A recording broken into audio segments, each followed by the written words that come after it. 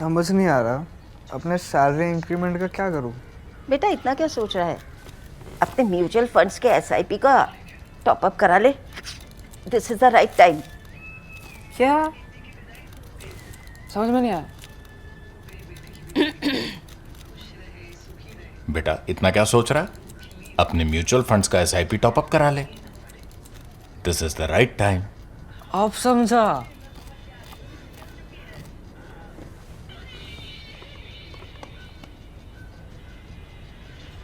Mutual fund investments are subject to market risks. Read all scheme-related documents carefully.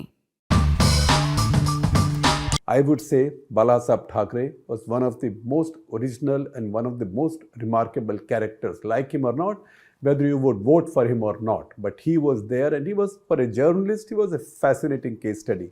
That's the reason what I'm doing is I'm sharing with you now in video, on camera, my view on him.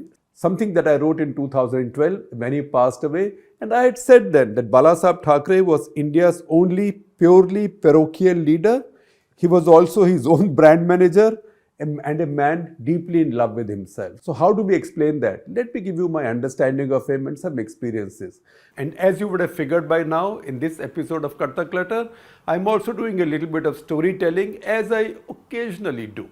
Was Balasaheb Thackeray, for example, a mass leader or a mafioso? The truth is, you will find his followers and detractors only describe him in extremes. But both will agree on one thing, that as I said earlier, he was one of a kind, an original. I learned how much of an original he was when, in a national interest article, almost 2 decades ago, I think somewhere around 2002, 2003, in one of those articles, I described him and his party as mafioso. In fact, I called him the most successful mafioso of Mumbai.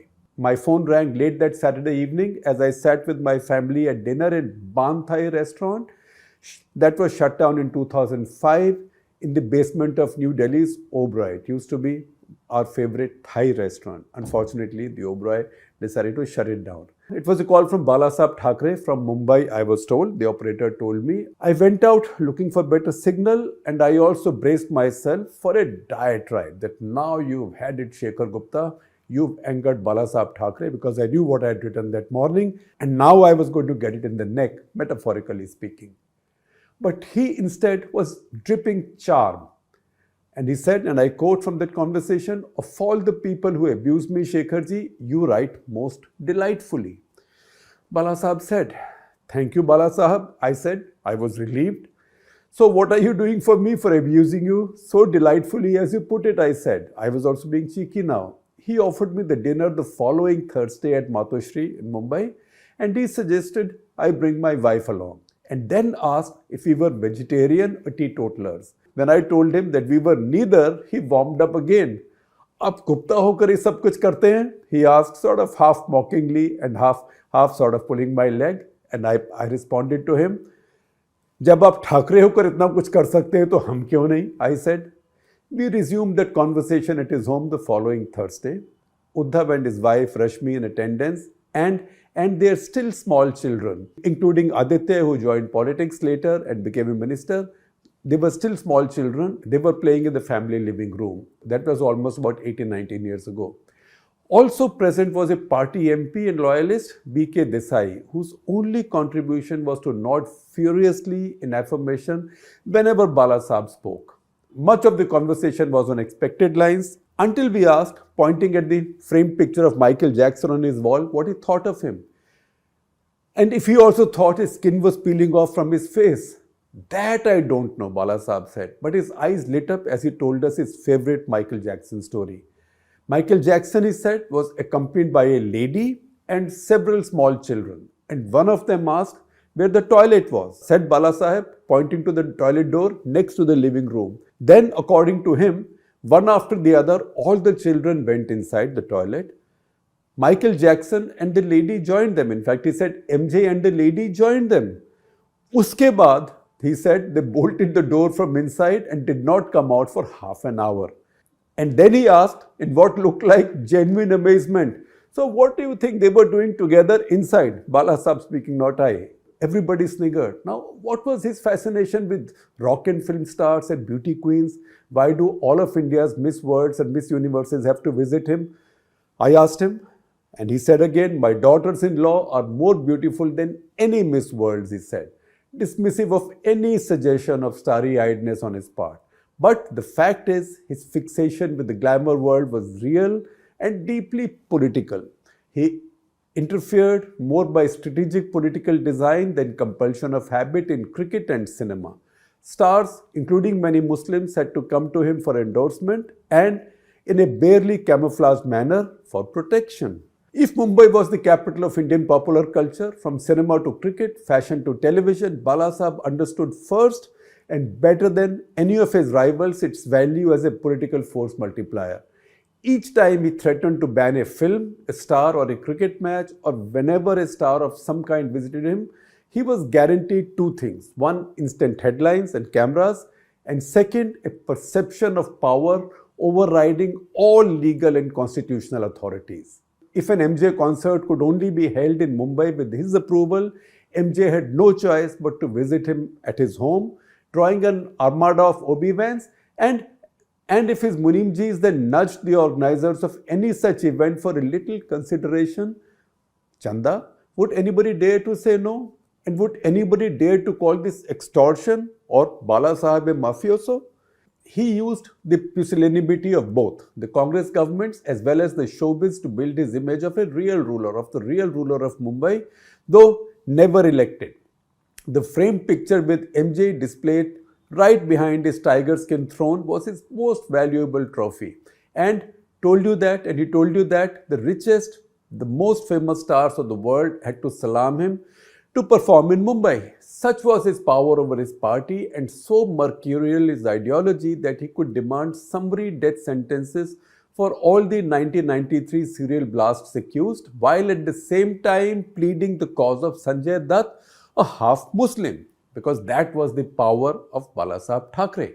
He did it not so much because he thought Sanjay was innocent or his father Sunil Dutt was his friend or because he wanted to burnish any secular credentials. He did it precisely because both were famous and Sunil Dutt, the father Sunil Dutt, a prominent congressman already. If a powerful and popular congressman from the city, when Congress was in power, powerful congressman from the city, in fact a central minister, had to seek mercy from his star son from you, it again guaranteed both publicity and a notion of unparalleled power. People can call you a don, a mafioso, a sarkar, as portrayed by Senior Bachchan in Ram Gopal Verma's 2005 film of the same name, but its power you can monetize for votes, cash, or both. In fact, even for sympathy and grief. Remember how sad and grief-stricken Bollywood stars looked like at his funeral? They knew Balasaheb's offspring would perpetuate his dynasty. Important point now. So why not perform once again for the cameras? Faking it is their avocation after all. You can fake it on camera for screen. You can fake it also at Balasaheb's funeral. All of this is important now because his legacy was so important, and that is the legacy which is now in question because there are two claimants to it. One is the set of his children and grandchildren, and the other set is people from his party who left his party, went away, and now claim that they are the real parties. So ultimately the fight is about the legacy of that one man. Then we go on with our project of trying to understand Balasaheb Thackeray, the man who set up this incredible political organization called the Shiv Sena. Just as he mastered the use of popular culture as a key for his control of Mumbai, he also understood the power of the media, particularly in a mostly literate city. Bombay बहुत पढ़ा लिखा शहर है. It's a very literate city. And he understood the power of the media there, including and especially the Marathi media there. He built his party and dynasty. For both of them, a newspaper called Samna, a Marathi newspaper, and spoke through its editorials. Samna was his party organ much more than even Ganashakti has been the CPIM's party organ in Bengal. He probably picked up the idea of a Dashera address at Shivaji Park, almost the only time he spoke in public, from the RSS Sar Sanchalak, whom he routinely overshadowed in headlines those days, the next morning. No longer, no Shiv Sena chief after that has been able to overshadow the RSS chief over his Dashera address. after that, not definitely since the rise of the Modi government.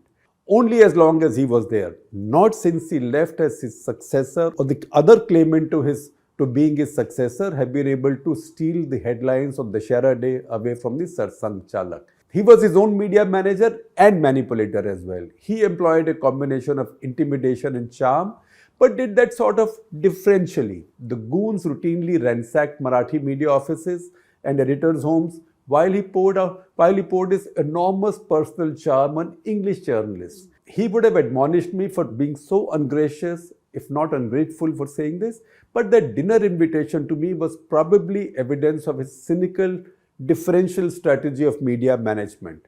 He has been called many things, and more often a bundle of contradictions. But the description that fits his politics most of all was cynical.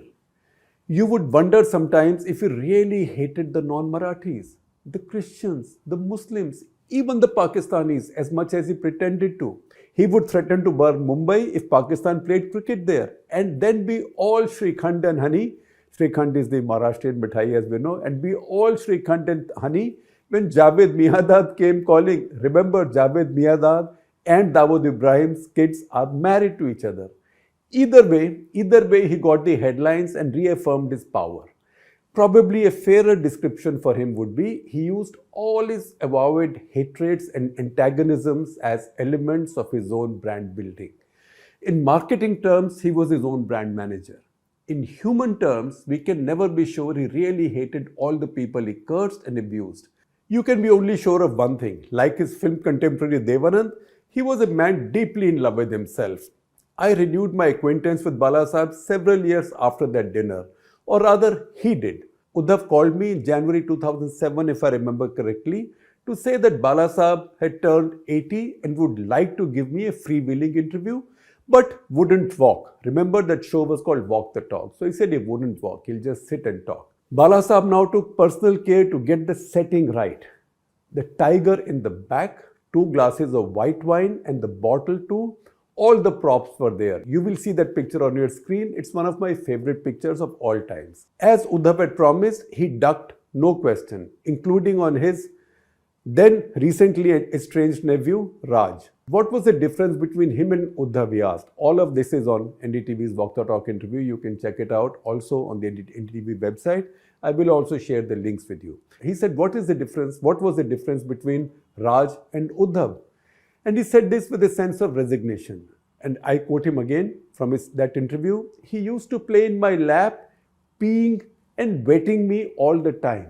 But if I have to choose one, then one is son and the other nephew. It was the only time he had shown some genuine emotion, and that emotion was for Uddhav. Once again, it's a relevant point to remember when his legacy is being contested. Balasaheb was back to normal in that conversation when we spoke of painter Hitler. We said Hitler was a painter. Lazy poet Vajpayee. All these are his descriptions. Muslims, Pakistanis, and so on. And corruption? I asked why he had Suresh Prabhu fired when he was so competent and honest.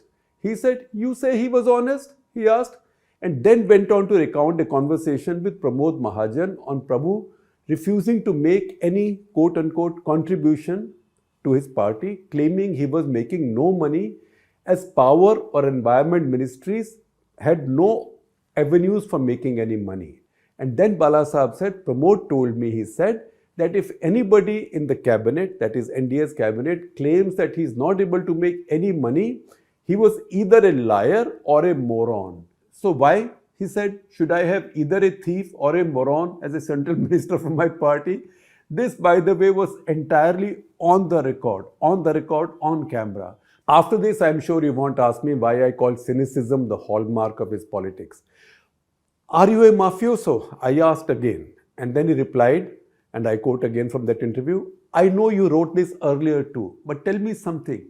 If I was indeed a mafioso, you think you would have dared, and that emphasis on dared was his, you think you would have dared to come and speak like this to me? Style and strategies apart, there was one more thing that set Balasaheb apart from the political class in India. Even in a political pantheon filled with regional and ethnic leaders, He was the only one to be purely parochial. At a time when the Akalis were getting more Hindu MLAs elected than their partners BJP in Punjab, and the BJP got more Catholics elected than the Congress in Goa, he continued with his Marathi or the Hindu Manus formulation. Anything else he knew with the cynical single-mindedness of a brand manager would confuse his customers because that would confuse his brand. And yet, it seems at least once he claims to have been foxed, and that too by a poet journalist. At that dinner, grandson Aditya, who lately became a minister, grandson Aditya was prancing around in one of those WWF, Show Wrestling, World Wrestling Federation, not Wildlife, and World Wrestling Federation, which is now called WWE, not WWF, World Wrestling Entertainment. One of those show wrestling shows that kids watch on TV. He was wearing one of those t-shirts with the picture of a shaven-headed wrestler, I think famous then as Papa Shango. Ye kya idiot Pritish Nandi ka shirt pehen ke ghum raha hai, he said. That is Balasaheb asked his grandson. Ye kya idiot Pritish Nandi ka t-shirt pehen ke ghum raha hai. In fact, he didn't use the word idiot. He used something more strong, something stronger, and something fully unprintable. So he said, ye kya so-and-so Pritish Nandi ka t-shirt pehen ke ghum raha hai. And he said it sort of disapprovingly and sneeringly, or let me say with mock contempt and exaggerated disapproval. He is your party MP. I said, how can you speak of him so disparagingly? I was now genuinely confused. Balasaheb was game, however, and he replied, ठीक है, and I quote him, ठीक है, idiot तो मैं हूं ना, not Pritish. He took Rajya Sabha from me, and I figured out only much later that he is a Christian. Now, once again, I'm not sure if Balasaheb really was upset with Pritish Nandi on this or not, or whether he was really taken unawares that Pritish Nandi was not a Hindu. I'd rather believe that he knew all the facts about Pritish Nandi, and knowing those facts, he had given him the Rajya Sabha seat. But once again, I can't be sure because he was that kind of a character.